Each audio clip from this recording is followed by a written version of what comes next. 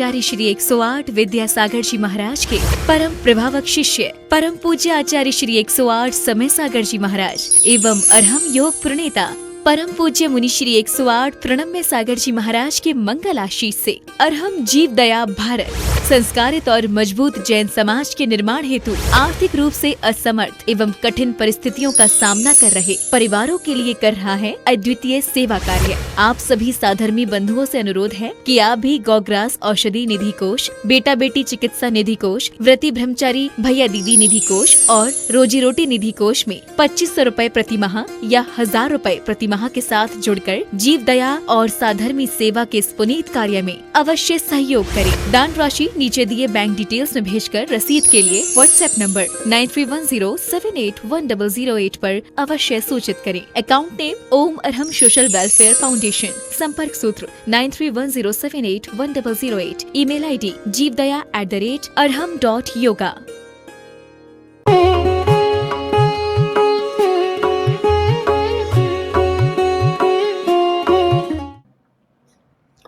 जो उपसंहार और अवसर्पण इन दो धर्मों के कारण से चेतना में, उपसंहार का मतलब होता है जैसे हम किसी चीज का उपसंहार कर दिया, माने उसको हमने अंत में समेट लिया, संकोचित कर लिया। तो संकोच और विस्तार ये आत्मा का एक गुण धर्म रहता है। कर्म के कारण से आत्मा में यह गुण धर्म पाया जाता है कि वह छोटे शरीर में छोटे शरीर के बराबर हो जाता है, बड़े शरीर में बड़े शरीर के बराबर हो जाता है। मतलब जैसे इलास्टिसिटी होती है उसी तरह से आत्मा में भी यह गुण धर्म होता है कि उसे शरीर प्रमाण बनाया जा सकता है और वो बन जाता है। आत्मा अपने कर्म के कारण से जिस प्रकार का शरीर धारण करेगा वह उसी शरीर के आकार में ही समा जाएगा। ऐसा नहीं होता कि जैसे कोई पहले हाथी की पर्याय में था, हाथी का जीव था तो आत्मा हाथी के शरीर में समाई थी अब वही आत्मा मान लो हाथी से चींटी बन जाए तो अब इतना बड़ा आत्मा अब चींटी के शरीर को कैसे बनाएगा या उस चींटी के शरीर में कैसे समाहित होगा। तो वही आत्मा चींटी के शरीर बराबर भी हो जाएगा।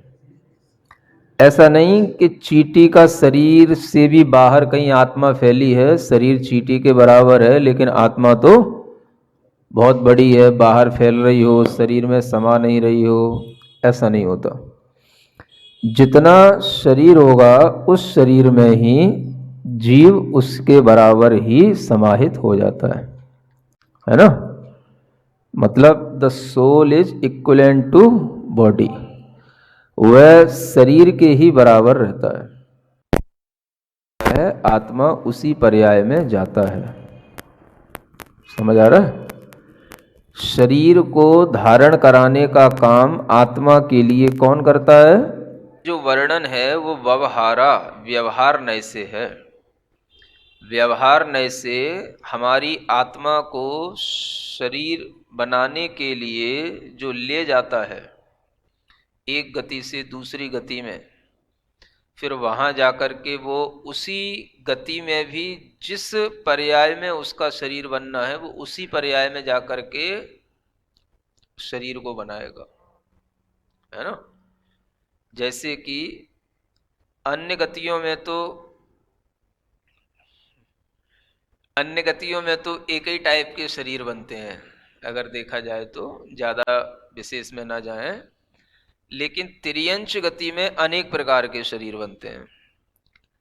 त्रियंच आयु भी मिली, त्रियंच गति का बंद हुआ।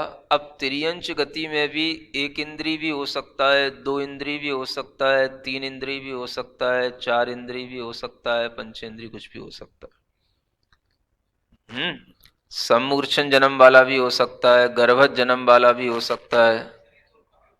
हाँ, तो ये जीव को कहाँ उत्पन्न कराना है, ये काम किसका है? कर्मों का काम है। कर्म ले जाएगा जीव को जहां उत्पन्न कराना है। उसकी हाइट कितनी रखनी है, इसका निर्धारण भी कौन करेगा? कर्म करेगा।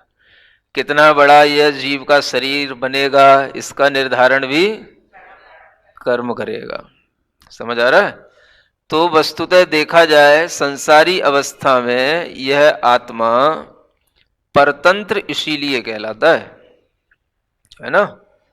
अपने को मनुष्य का शरीर मिल गया बाई चांस की बात की तरह है। ये कोई पता नहीं होता कि कौन सी आत्मा कौन सा शरीर धारण करेगा, और वह कर्म के अच्छे फल से ये मनुष्य शरीर प्राप्त हुआ, अच्छी बुद्धि प्राप्त हुई। यह सब जो है वो कर्म का ही फल है, और कर्म के फल से ही जैसा भी जिस भी हाइट का जैसा भी शरीर मिला वह सब भी कर्म के कारण से ही मिलता है। तो यह छोटे शरीर में आत्मा छोटे शरीर प्रमाण हो जाता है, बड़े शरीर में आत्मा बड़े शरीर प्रमाण हो जाता है। आत्मा के प्रदेश, प्रदेश का मतलब जो अनेक प्रकार के आत्मा के, क्या बताएं, प्रदेश जानते हो कि नहीं? हाँ, प्रदेश का मतलब होता है एक पॉइंट समझो, है ना। तो वैसे तो आत्मा के पॉइंट कितने होते हैं वो यहां बताया जा रहा है। निश्चय नैदो असंख्य देशो वा, है ना।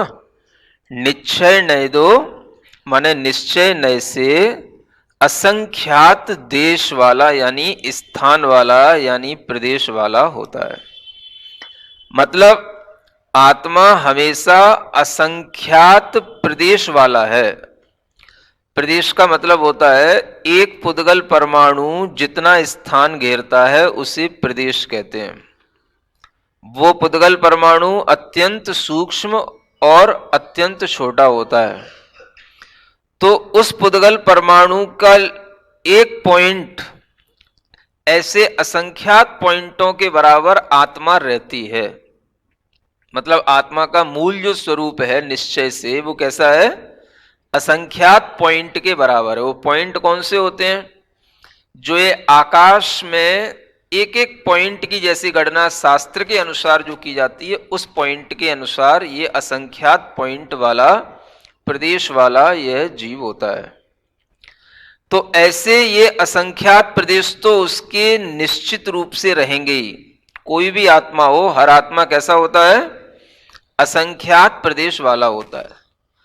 उसके ये असंख्यात प्रदेश निश्चित रूप से बने रहेंगे, और उन्हीं असंख्यात प्रदेशों में यह संकोच और विस्तार होता रहेगा। कोई आत्मा कितनी भी सूक्ष्म से सूक्ष्म जगह को घेरने वाला हो तो भी वो असंख्यात प्रदेशों के बराबर स्थान को घेर रहा है ना। स्वयं भी असंख्यात प्रदेश वाला है, और इस आकाश का भी, लोकाकाश का भी असंख्यातवां भाग वो घेरता है। तो ये जो आकाश के प्रदेशों के अनुरूप ही लोकाकाश के प्रदेशों के अनुरूप ही यह आत्मा के प्रदेश भी असंख्यातवें भाग में ही रह जाते हैं, और फैलते फैलते लोकाकाश के बराबर भी हो सकते हैं। वो आपको आगे बताया जाएगा।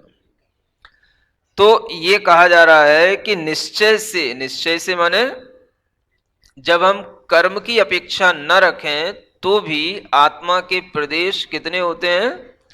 असंख्यात होते हैं।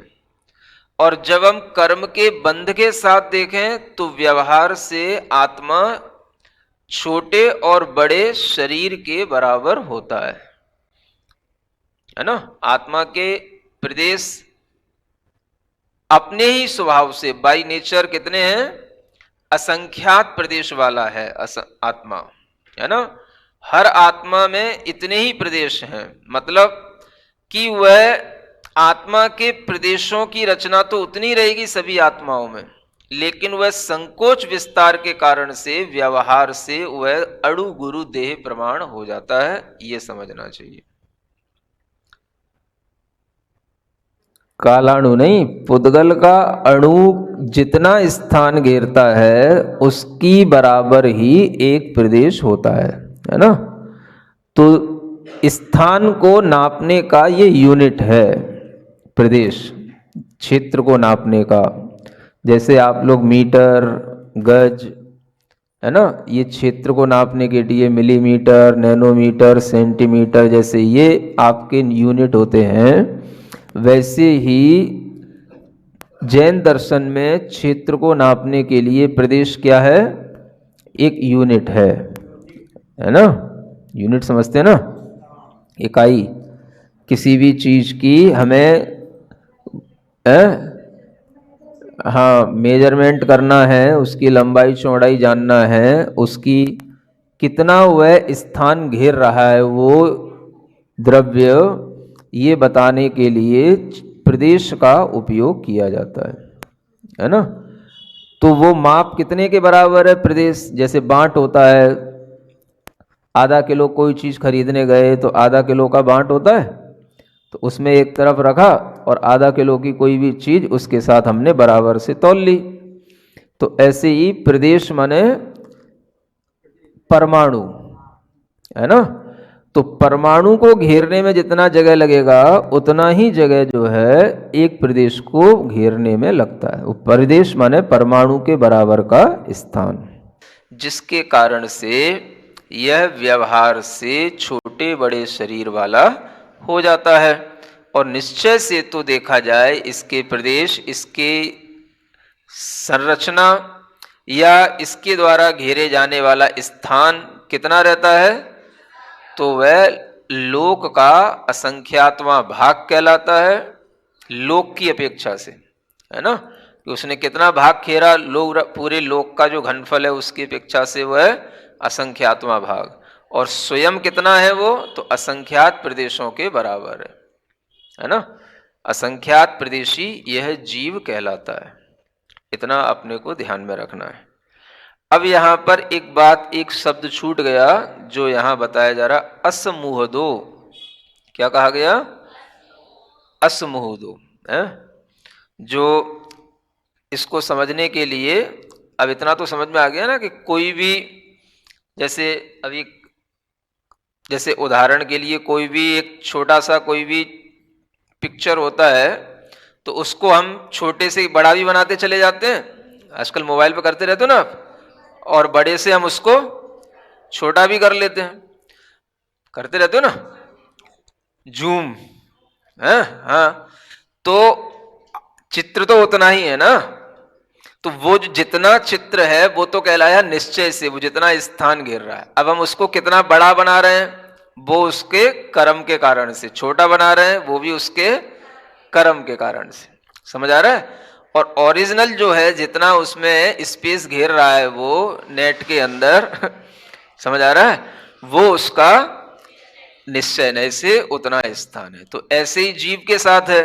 जीव जो है तो असंख्यात प्रदेशी, है ना। अब वो स्क्रीन पे जूम कर दो, एक्सपेंड कर दो, तो वो जो है हाँ पूरी स्क्रीन बराबर हो जाता है। छोटा कर लो तो बराबर बिंदु बराबर हो जाता है। समझ आ रहा है? इसी तरीके से आत्मा का स्वभाव है। आत्मा जितना है उतना ही है, लेकिन कर्म के कारण से वह बड़ा छोटा भी होता जाता है ना। हम मनुष्यों की बात देखो, 500 धनुष का मनुष्य, है ना, भगवान आदिनाथ के समय पर, है ना, कितना बड़ा हो जाता। 500 धनुष, एक धनुष माने 4 हाथ, 2000 हाथ का आदमी इतना विस्तार। ये तो चलो कर्म भूमि की बात कर रहा हूं। अभी भोग भूमि की बात करेंगे ना, तो 1 कोष, 2 कोष, 3 कोष के मनुष्य होते हैं। 3 कोष, 1 कोष मतलब 1 कोष का मतलब 3 किलोमीटर हो गया 3 किलोमीटर का आदमी होता है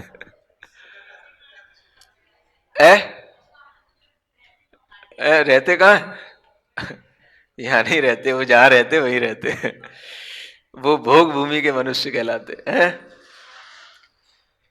घर तो उनका जहां रहे वही घर ही कहलाता है। समझ आ रहा है? घर भी जरूरत किन के लिए पड़ती है? जिन्हें कोई सुरक्षा की जरूरत पड़ती है उन्हें घर की जरूरत पड़ती है। समझ आ रहा है? अगर आपको किसी बात की सुरक्षा की आवश्यकता ना हो तो घर की क्या जरूरत है? किसी चोरी का डर ना हो, कोई वस्तुएं को लूट लपाट का डर ना हो, कोई भी मौसम के कारण से होने वाली आपत्ति विपत्ति का डर ना हो, तो घर में क्या करोगे बताओ? घर का मतलब क्या होता है? चार दीवारी बना ली जिसमें हम अपनी सेफ्टी कर लेते हैं। घर का मतलब क्या होता है? तो ऐसे जो पुण्यवान लोग होते हैं उन्हें कोई सेफ्टी की भी जरूरत नहीं रहती। वहां हमेशा एक से वातावरण रहते हैं, एक से सबके व्यवहार रहते हैं, सबके पास एक सी चीजें रहती हैं, छीना झपटी वाला कोई काम नहीं है। तो घर में रह के क्या करोगे? ऐसे भी दुनिया में कुछ गांव हैं जहां पर घरों में ताले नहीं लगते हैं। क्यों? है ही नहीं कुछ चोरी करने को। ऐसा तो नहीं है? ऐसा नहीं है, ऐसा नहीं समझना चाहिए। हाँ, अभी कोई बता रहा था कि किसी ने एक इंदौर के पास में कुछ हाईटेक लोगों ने कुछ एक कॉलोनी डेवलप की है इंदौर के पास। समझ आ रहा है? एक ग्रुप बना करके, तो उसमें उन्होंने यही सब सिस्टम रखा है कि यहां पर जो भी लोग रहेंगे सब बिल्कुल, है ना, एक तरीके से संतुष्ट रहेंगे। कोई भी स्कूलों में अपनी पढ़ाई या बच्चों को नहीं कराएगा, सब वहीं पढ़ेंगे, सब वहीं रहेंगे और सब वहीं पर एक समान व्यवहार करेंगे। और कोई भी जो है किसी के घर में ताले चाबियों वाला कोई काम नहीं होगा। कोई भी किसी के घर में जा आ सकता है, ऐसा वो कुछ बनाया है वातावरण। मैंने सुना है, अभी कितना सही है कितना गलत है मुझे पता नहीं है। समझ आ रहा है? ऐसे कुछ गांवों के नाम तो मैंने पहले भी सुन रखे हैं कि जिन गांवों में कभी, हाँ, ऐसा नहीं है कि वहां घरों में कुछ होता नहीं है, लोगों में एक दूसरे की चोरी करने का भाव नहीं होता, सब संतुष्ट रहते हैं, तो ये परिणति आती है। तो ऐसे है। हाँ है। हाँ हाँ, अब सुन लो।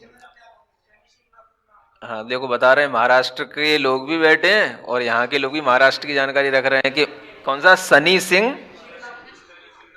सनी सिंगनापुर नाम का महाराष्ट्र में गांव है ना, वहां पर दुकानों में ताले लगते हैं ना घरों में ताले लगते हैं।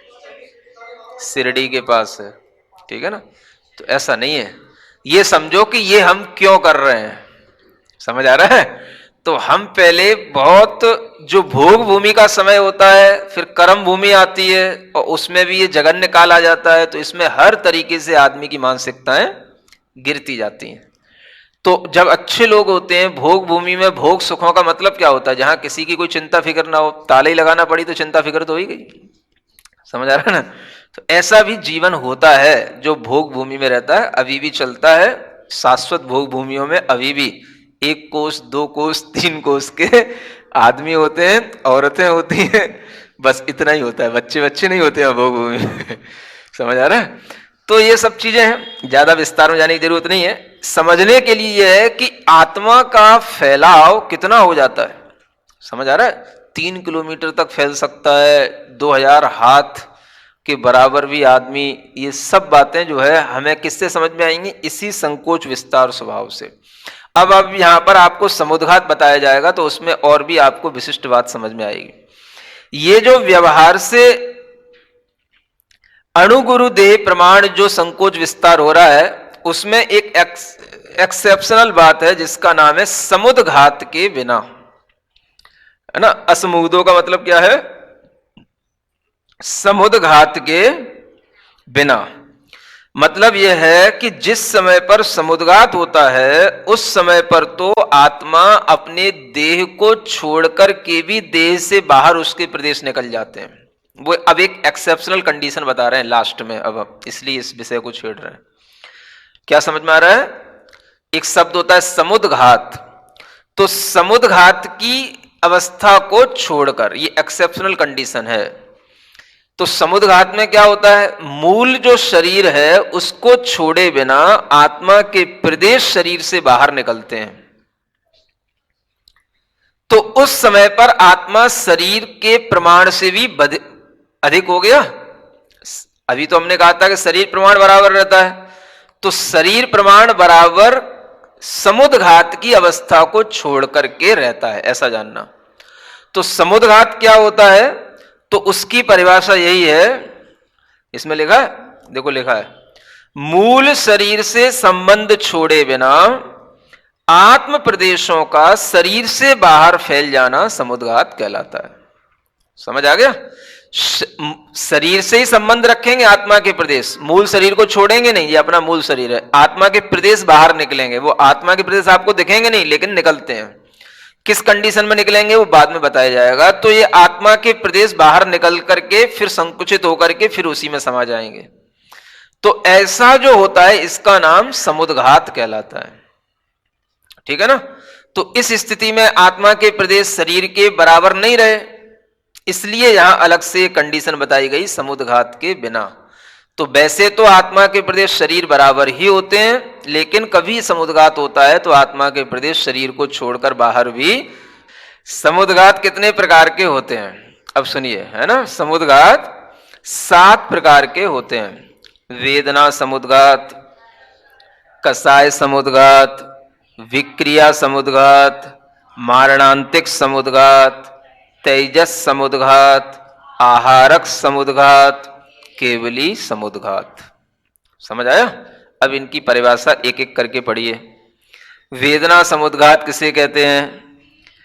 तीव्र वेदना के कारण मूल शरीर को न छोड़कर आत्म प्रदेशों के बाहर फैल जाने को वेदना समुद्घात कहते हैं।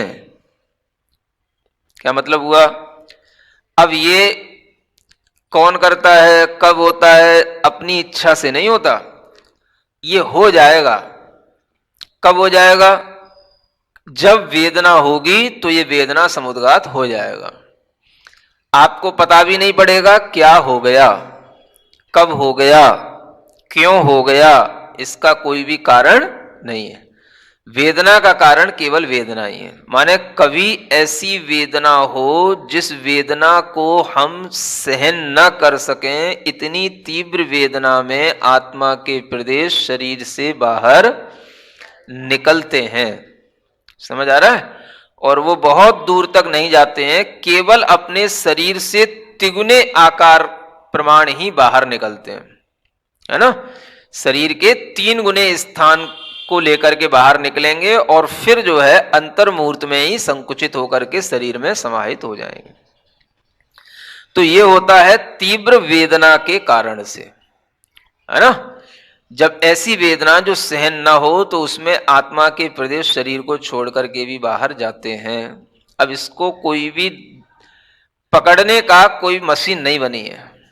समझ आ रहा है? कब आत्मा के प्रदेश बाहर निकल रहे हैं, कौन सी पीड़ा में क्या हो रहा है, क्योंकि आत्मा को पकड़ा नहीं जा सकता, देखा नहीं जा सकता है? ये भी कहीं नहीं बताया गया कि इससे वेदना कम हो जाएगी कि बढ़ जाएगी, कि वेदना का कोई निराकरण हो जाएगा। कोई इसका स्पष्टीकरण नहीं मिलता, सिर्फ इतनी ही परिभाषा है ना? कि वेदना के समय पर शरीर से वह आत्मा के प्रदेश बाहर निकल सकते हैं, निकलते हैं, उसका नाम वेदना समुद्घात है। अब उससे क्या फायदा होता है, कितनी वेदना में होता है, ये कुछ भी कहीं पर आगम में उल्लेख नहीं है, इसलिए कुछ भी कहना, है ना, संभव नहीं है। जितना आगम में है इतना ही मिला है आगम में कि उस वेदना में 3 गुने शरीर के आकार में बस उतने दूर तक जा सकते हैं आत्मा के प्रदेश, उससे ज्यादा नहीं, बस। ठीक ऐसे ही कसाय समुद्घात होता है। तीव्र कषाय का उदय होने पर मूल शरीर को न छोड़कर आत्मा के प्रदेशों का बाहर निकल जाने को कषाय समुद्घात कहते हैं, है ना? तीव्र कषाय हो। नहीं, द्विपायन मुनि का तो बहुत बड़ा काम है, वो आगे अलग आ रहा है, वो आपको समझाया जाएगा, आगे अलग आ रहा है ना?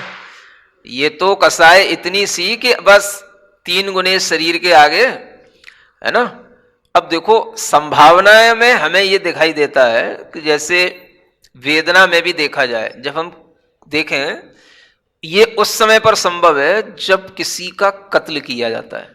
समझ आ रहा है? आप सोचो किसी को जिंदा पंचेंद्री इतने बड़े प्राणी को, चाहे वो मनुष्य हो चाहे पशु हो, उसकी जब गर्दन काटी जाए, उसको जबरदस्ती पकड़ के उसकी गर्दन दिवाई जाए तो उसको कितनी वेदना होती है। ये बोलते हैं वेदना। उस समय पर उसके आत्मा के प्रदेश बाहर निकलने की पूरी संभावना। ये मैं अपने ज्ञान से बता रहा हूं, ये आगम का कुछ नहीं है इसमें। समझ आ रहा है? क्योंकि जब जैसे शरीर है उसमें आत्मा है, अब हम उसको मरोड़ेंगे या उसको दबोचेंगे या उसको हम किसी भी तरीके से उसको हम पीड़ित करेंगे तो उसके अंदर से जो उसकी वेदना होगी वो बाहर फूट करके बाहर निकलेगी। तो उस वेदना में ये समुद्घात संभव है। समझ आ रहा है? आदमी गला पकड़ के गला रेत देता है जिंदा आदमी का, समझो कितनी बड़ी बात होती है। हाँ, कितने पशु, गाय बैल भैंस ऊंट कैसे बिल्कुल खट खट खट खट खट खट ऐसे होते रहते हैं। समझ आ रहा है? हाँ, स्लॉटर हाउस में तो मतलब देख लो तो दिल दहल जाए। हाँ, और जब ये स्लॉटर हाउस बड़े बड़े नहीं खुले थे तब तो लोग ऐसे आरियां चला चला करके ये सब कर रहे होते हैं। सबकी वीडियो देखो। समझ आ रहा है? तो कितना तीव्र वेदना होती है उसको मरने में, उसके प्राण निकलने में। अगर मान लो 2 मिनट भी लग रहे हैं, 5 मिनट भी लग रहे हैं, उसकी गर्दन को पूरा, जब भैंस है कितनी मोटी गर्दन होती है उसकी, ऊंट है कितनी गर्दन मोटी होती है उसकी, 5 मिनट 2 मिनट भी अगर उसकी वेदना में निकलेंगे तो कितना, 2 मिनट कितना बड़ा होता है, 1 मिनट भी कितना बड़ा होता है। और तब तक तो कितना चीखेगा, कितना चिल्लाएगा, उसका मुंह बांध दिया गया, वो चीख चिल्ला ना सके। तो वो जो वेदना है उस वेदना में नियम से ये वेदना समुद्घात होता है, ऐसा मुझे अनुभव में आता है। समझ आ रहा है? जब कहीं से भी कुछ भी बाहर निकलने का स्थान नहीं है, मुंह भी बांध दिया और वेदना भी भरपूर दी जा रही है, तो अब क्या होगा? तो उस समय पर यह वेदना समुद्घात होता है।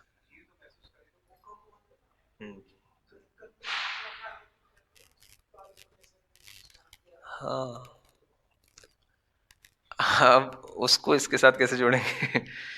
हाँ हाँ हाँ, मतलब अब वो वेदना की चीख चीत्कार या उसके वाइब्रेशन इतने ज्यादा भी हो जाते हैं कि जो वैज्ञानिकों ने कहीं कहीं बताया है कि जहां पर भूकंप अधिक आते हैं, जहां पर वहीं पर आते हैं जहां ये पशुओं के कत्ल ज्यादा होते हैं। समझ आ रहा है ना? धरती भी जो है हिल जाती है इतनी वेदना के समुद्घात से। प्रकृति ऐसे कितनी होती है, रोजाना लाखों की संख्या में पशु कटते हैं ऐसे। समझ आ रहा है ना?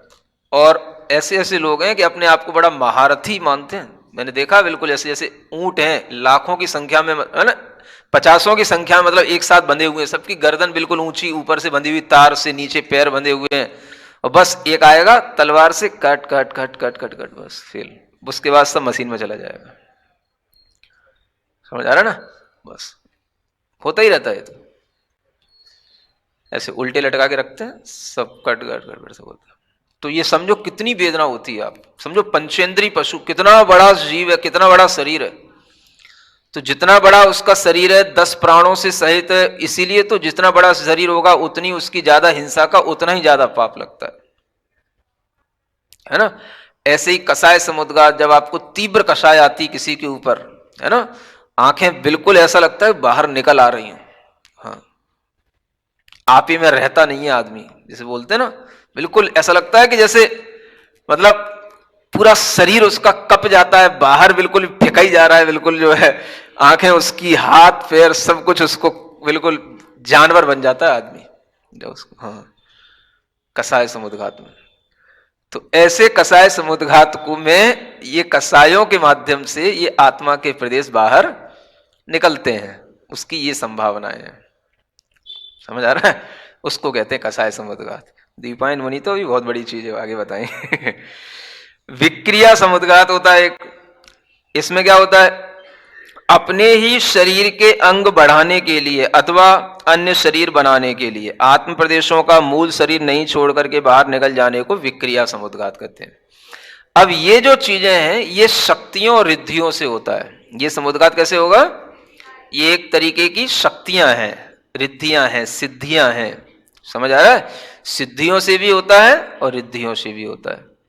तो शरीर को छोटा बड़ा बना लेना ये रिद्धियों से होता है। देवों के पास भी होती हैं, मनुष्यों के पास भी तपस्या से प्राप्त होती हैं। समझ आ रहा है? एक शरीर के प्रमाण होने पर भी दूसरा शरीर वैसा ही बना लेना है। इच्छाधारी, इच्छाधारी नाग, क्या चल रहा है? इच्छाधारी नाग,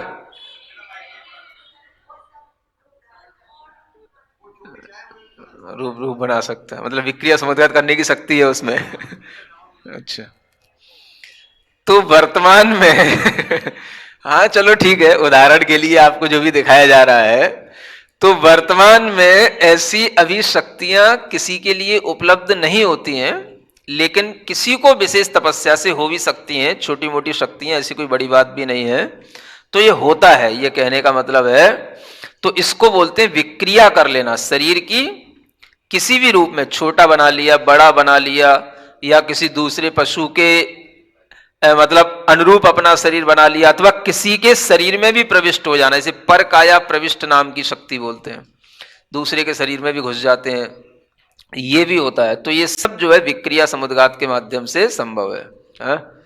डरो नहीं। हाँ हाँ, ये उनके थी विक्रिया समुद्घात, है ना? हाँ। नहीं, वो तो अपनी स्वभाव से बड़ा हो रहा, ये अलग चीज है ना? अब देखो लिखा है ना, विक्रिया समुद्घात किनके होता है? विक्रिया समुद्घात देव और नारकियों के होता ही है, किंतु विक्रिया समुद्घात मुनीश्वरों के भी विक्रिया समुद्घात होता है ना? रिद्धिधारी मुनियों के विक्रिया शक्ति से संपन्न मनुष्य और त्रियंच में भी यह होता है। माने त्रियंच के पास में भी विक्रिया शक्ति हो सकती है, वो भी विक्रिया कर सकता है, ऐसा होता है। छोटा बड़ा हो रहा है वो नहीं, अलग। अब ये एक होता है मारणांतिक समुद्घात। इसमें क्या होता है? मरण समय में मूल शरीर को न छोड़कर जहां जन्म लेना हो वहां के क्षेत्र का स्पर्श करने के लिए आत्म प्रदेशों का बाहर निकल जाने को मारणांतिक समुद्घात कहते हैं। अब ये होता है केवल मरण के समय पर ही, है ना, अंत में, इसलिए इसको मारणांतिक समुद्घात कहते हैं। जब मरने के अंतर मुहूर्त पहले जहां उसको जन्म लेना है वहां तक आत्मा चली जाती है, जिस स्थान पर जन्म लेना है उस स्थान तक छू करके वापस आ जाती है, और फिर उसका मरण हो जाता है, फिर वहां चली जाती है। कितनी भी दूर हो सकता है वो।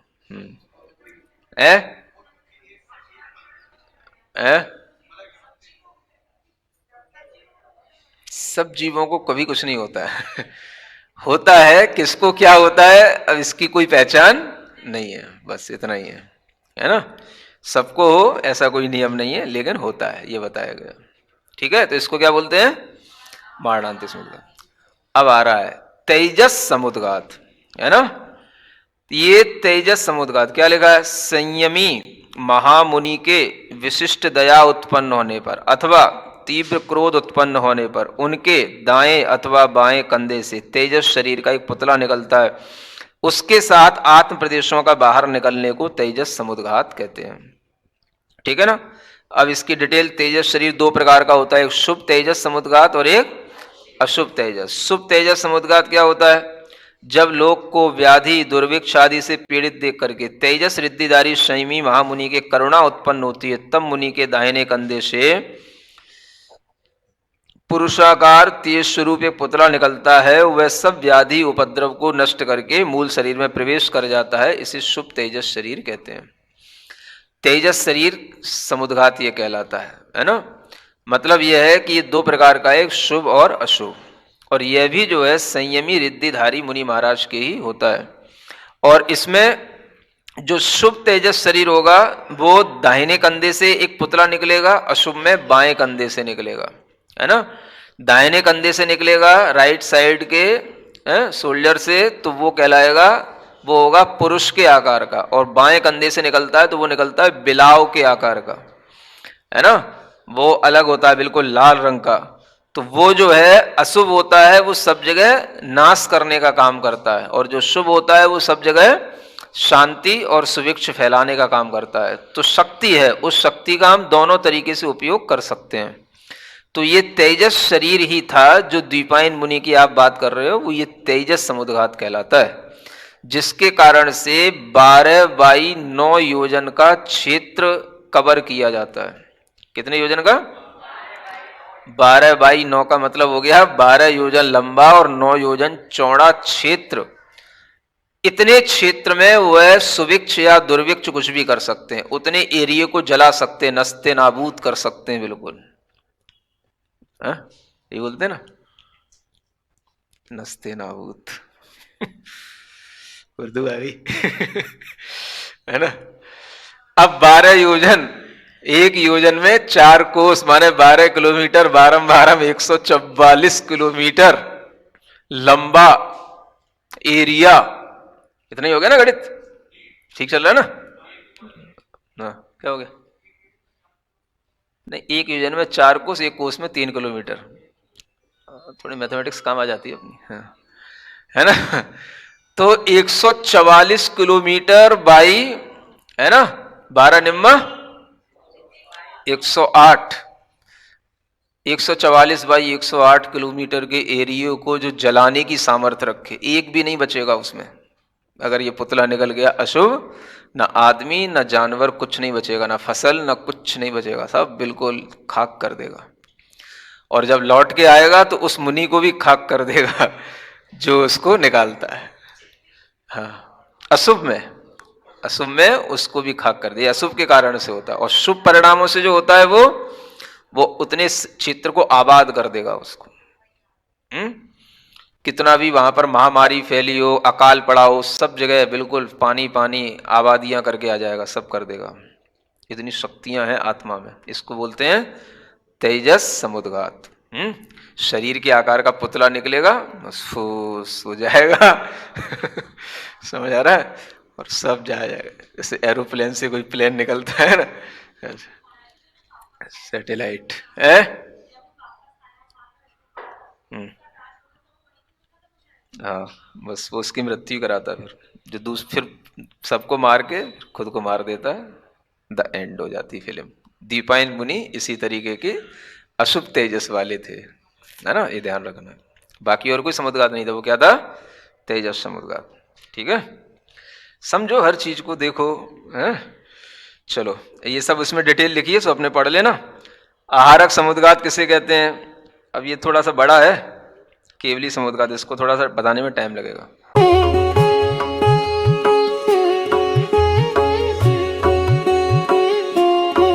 परम पूज्य संत शिरोमणि आचार्य श्री 108 विद्यासागर जी महाराज के परम प्रभावक शिष्य परम पूज्य आचार्य श्री 108 समय सागर जी महाराज एवं अरहम योग प्रणेता परम पूज्य मुनि श्री 108 प्रणम्य सागर जी महाराज के मंगल आशीष से अरहम जीव दया भारत संस्कारित और मजबूत जैन समाज के निर्माण हेतु आर्थिक रूप से असमर्थ एवं कठिन परिस्थितियों का सामना कर रहे परिवारों के लिए कर रहा है अद्वितीय सेवा कार्य। आप सभी साधर्मी बंधुओं से अनुरोध है कि आप भी गौग्रास औषधि निधि कोष, बेटा बेटी चिकित्सा निधि कोष, व्रती ब्रह्मचारी भैया दीदी निधि कोष और रोजी रोटी निधि कोष में 2500 रूपए प्रति माह या 1000 रूपए प्रति माह के साथ जुड़कर जीव दया और साधर्मी सेवा के इस पुनीत कार्य में अवश्य सहयोग करें। दान राशि नीचे दिए बैंक डिटेल्स में भेजकर रसीद के लिए व्हाट्सएप नंबर 9310781008 पर अवश्य सूचित करें। अकाउंट नेम ओम अरहम सोशल वेलफेयर फाउंडेशन।